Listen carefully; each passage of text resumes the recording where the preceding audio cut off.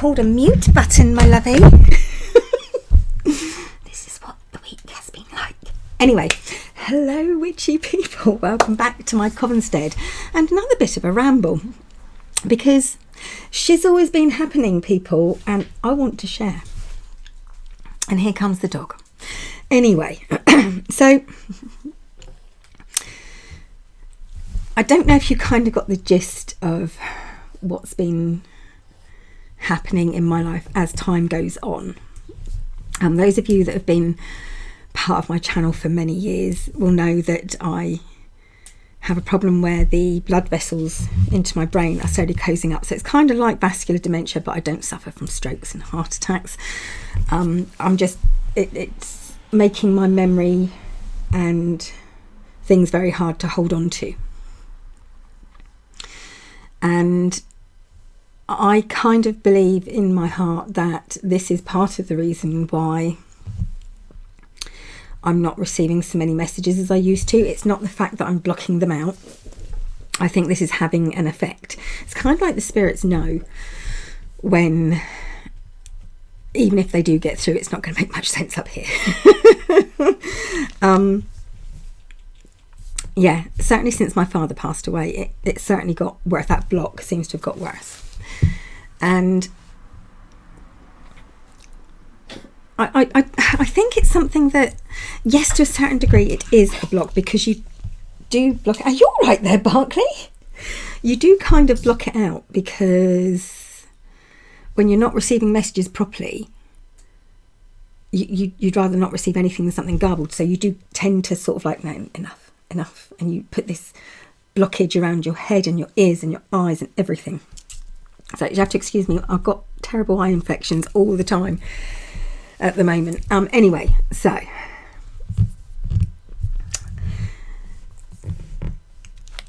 lately, I mean, when I first moved into this house, which was many years ago now, how old are my children? He was 18, 19 years ago now, so it's quite a few years ago I moved here. And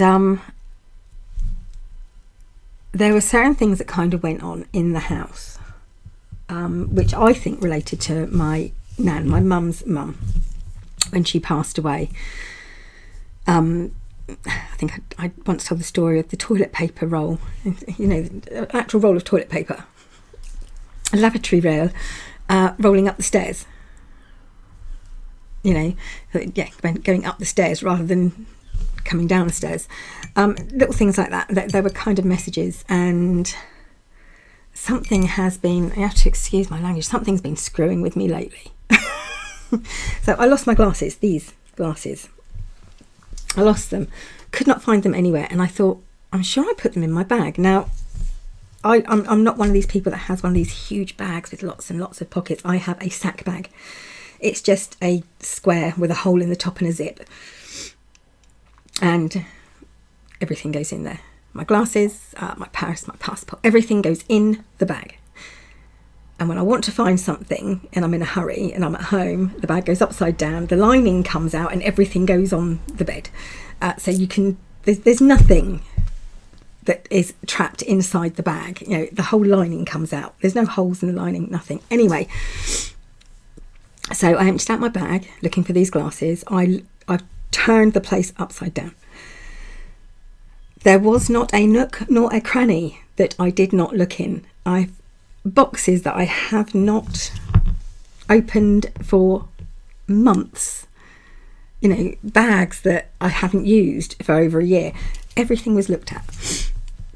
Backs of shelves, under shelves. I moved the oven. I moved the island in the middle of the kitchen.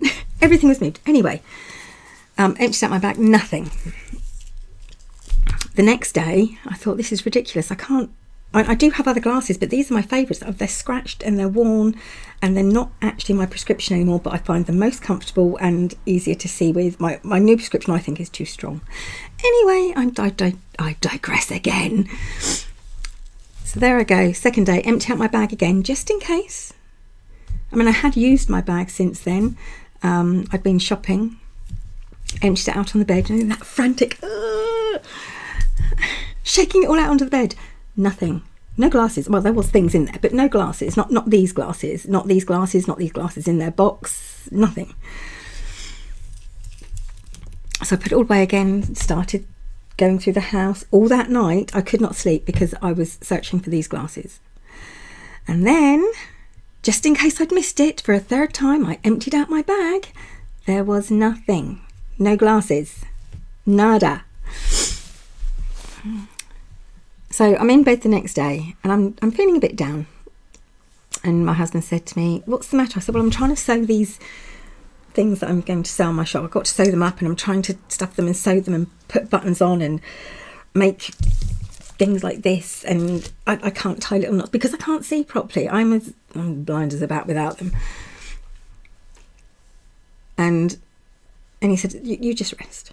You just rest. You're not feeling too brilliant. You just rest. And I did. And I fell asleep and I dreamt of my glasses flying through the air with another flock of, joining with another flock of glasses and run. Yes, I have weird dreams. And then I wake up and I come downstairs and there's my glasses. And I said to my husband, "There's my glasses." And my glasses, they're on the table. Because I go all Hampshire, you see, when I'm a bit high. They're on the table, my glasses. And yes, my glasses are on the table. And my husband had found them in my bag. He just opened up my bag and there they were. That's annoying. Someone is screwing. And I just laughed and joked and said, "Hey, Dad, there are other things I could tell you that's going on, but I can't because I can't reveal because there's certain things going on that other family members and stuff don't know about. So I can't." I would love to say some stuff. Anyway, going back quite a few years ago now, this is something else. Some of you may remember a wonderful, wonderful lady called Jonna, Artemis Nightingale. Now, I didn't know her very long. She passed away, unfortunately. Just as I thought we were really getting to know each other well. I thought there was a real connection there and we were really talking. But I say that, I think she made everyone feel that way. I think that was just how she was. She had this gift of making people feel like they were needed and wanted and important. Anyway, going back near the beginning of my channel, really, I think when I reached, might have been 100 subscribers, I don't know, but I had a draw. And she won the draw. And I sent the stuff, but when I did the draw, I put everyone's name on a piece of paper, folded up and put it away. And drew the names out of a hat. Or was it the cat? The cat chose the names, I didn't draw the names out of the cat. So, nothing wrong with that. Pulled her name out, lovely lady, sent her some stuff. Designed an envelope especially with a nightingale on it to send off to her because I thought she was, not that I just thought, but everyone thought that she was really special. And her husband, absolutely wonderful man. So, how can I explain him? Full of grace. He's very poised and full of grace because when everyone else was grieving for Jonna, he made them feel better. And yet he had the greatest loss of all. Anyway, so after all of this, about 4 days after I'd learnt that she'd passed away, I found the slip with her name on that I'd used in the drawer. And I thought, that was weird. Perhaps she's just trying to let me know, that she's gone. And didn't think nothing of it. And then I put it to one side or put it in the bin, or thought I'd put it in the bin. And then every few months since then, this slip of paper has turned up. Now, the last time I found it, before this time, I'm getting there, I put it in the bin. I actually made sure that I put it in the bin. I folded it in half. I folded it in half again. I thought, I'm putting it in the bin. And I'm like, Jonna, you will be remembered, but this piece of paper is freaking me out. Put it in the bin. Jonna Powers, I think her name was. Jonna Allman Powers. Anyway, I digress again. So today I decided to go through my herb cabinet, which is a mess because there are a lot of things that need replenishing. My hibiscus pot was empty. I have to refill my belladonna and nightshade jars, all sorts of little things. And I have this big box here, which is usually stacked full. It's all out on the table next to me here. It's usually stacked full of like my overflow, like hibiscus flowers, because I'm not in the right temperature zone to grow hibiscus, so they are one of the things that I do buy in, and I make sure they're organic as well. And I get quality hibiscus that could be used to make tea. I don't get rubbish ones because I like hibiscus. I love the smell of dried hibiscus. It's kind of medicinal, the smell, but sweet. Anyway, so I'm going through this box and I get to the bottom of the box and I leave a few things in there. And then I thought, no, let me empty out the whole box. I'm emptying out the whole box. And I get to the bottom of the box. And there it is. It came back again. So it would be nice. I'm going to look around. It would be nice if anyone knew her better than I did. To know perhaps if this is an important day for her. If, I think her husband's called John. Whether he needs to know she's remembered or something, but Jonna, dearest, darling Artemis Itingale, you special, special lady, someone is trying to tell me something. So this is what keeps on happening. Like I said, this is, and I don't know what to do with that piece of paper now because I've tried everything. You know, I've binned it, I've put it in other places. And the thing is, when I binned it, it was upstairs. And the other thing was, I folded it, and I folded it, and I folded it, and then I twisted it, and I put it in the bin, and it's still, it's like some kind of magic trick. Look, it's only folded in half. It's not folded any other way. And you're probably thinking, she's made a mistake. There's 2 bits of paper. If you go back to when I made the drawer, this is the piece of paper. It's the same size. It's got the lump tear bit here, same writing, everything. This is not, I'm not making this up. This is what happened. So, do I just leave it in the bottom of there now? Oh, I don't know. Maybe I should pin it up on a wall somewhere so it's always there so I don't have to suddenly find it and get shocked anymore. So that's another thing that's happened. Now,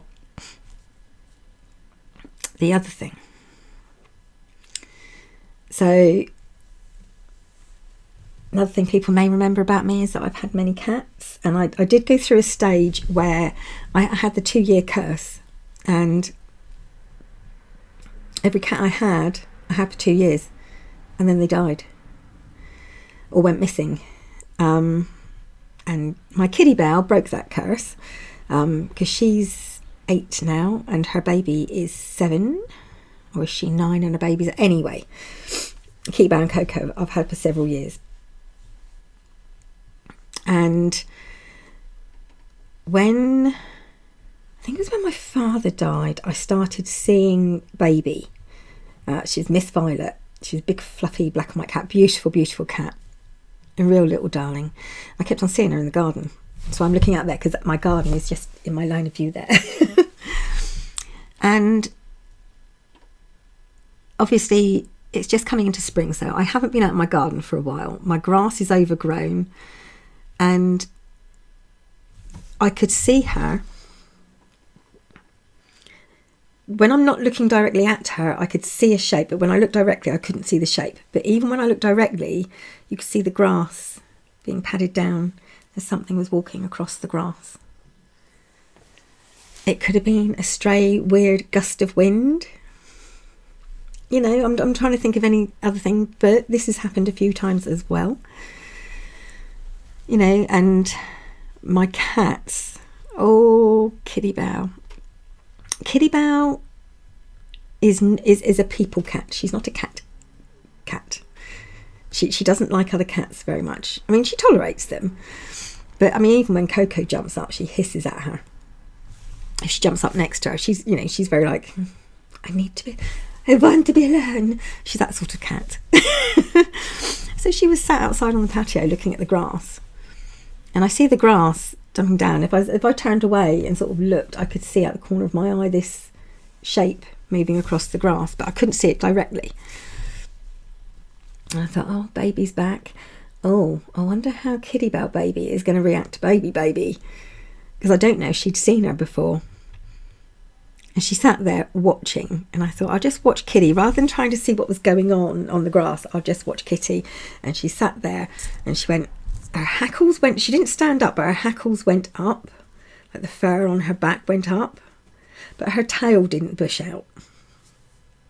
And she just went this weird little hiss sound, and then she wouldn't walk across the grass to run into the door.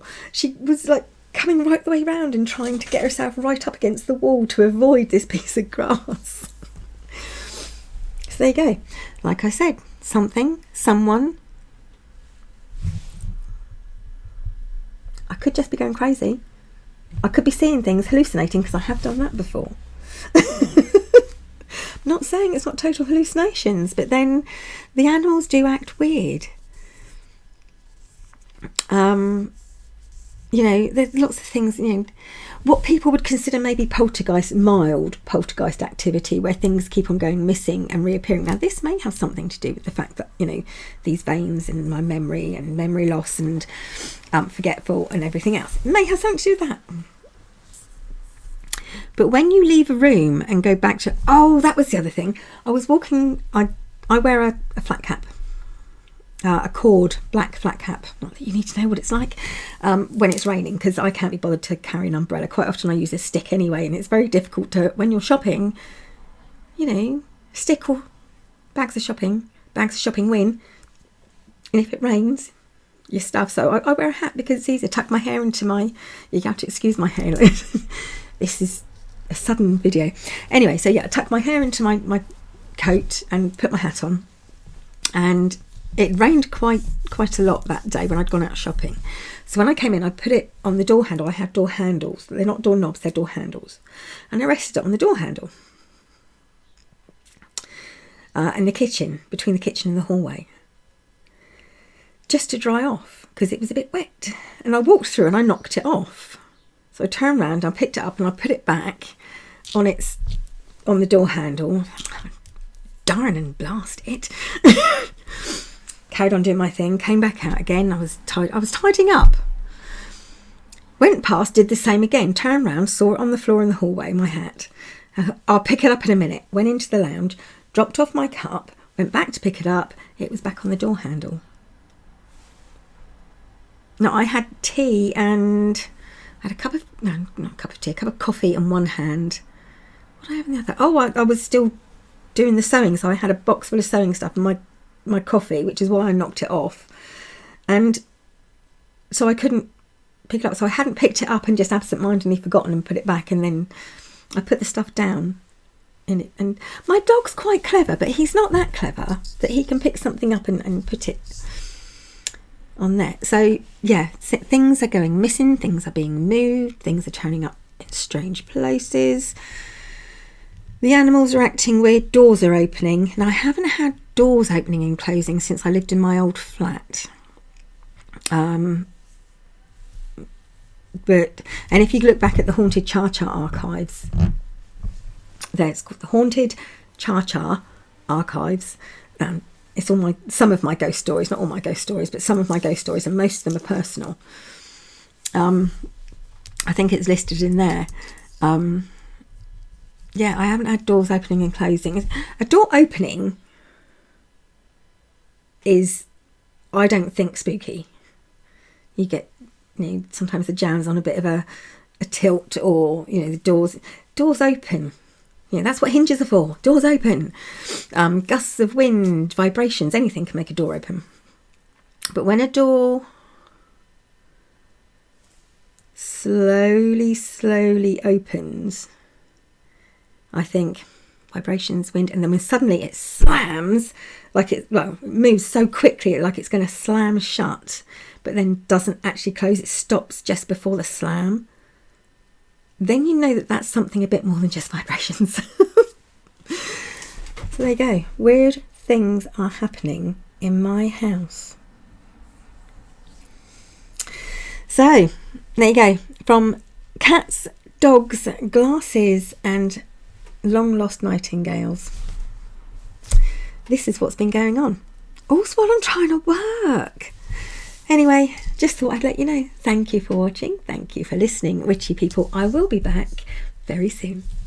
Bye for now.